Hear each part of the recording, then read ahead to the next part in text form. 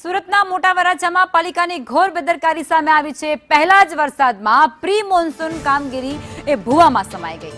પ્રથમ વરસાદમાં 400 મીટરનો રસ્તો ત્યાં બેસી ગયો છે। ડ્રેનેજ કામગીરી બાદ પણ રસ્તામાં ભૂવો પડ્યો છે। રસ્તા પર કાર સમાઈ જાય તેવો ભૂવો પડતાની સાથે જ અનેક લોકો સવાલ કરી રહ્યા છે। ઘોડા છૂટ્યા પછી તબેલાને તાળા જેવી તંત્રની આ કામગીરી। તંત્ર દ્વારા તાત્કાલિક અસરથી માર્ગ બંધ કરી દેવામાં આવ્યો છે। કોઈ દુર્ઘટના સર્જાઈ હોત તો પછી તેની પાછળ જવાબદાર કોણ રહે, આ સૌથી મોટો સવાલ છે। સુરતમાં રોડના પૈસા કોણ ખાય કેવું છે? સંદેશ ન્યૂઝના સવાલથી અધિકારીઓ સતત ભાગ્યા।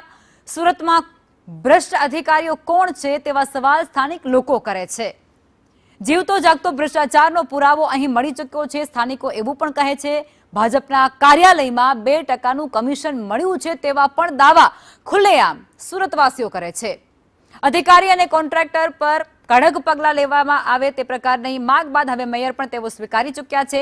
મેયર કહી ચૂક્યા છે કે કોઈ પણ અધિકારી હશે તેના પર અમે કાર્યવાહી કરીશું।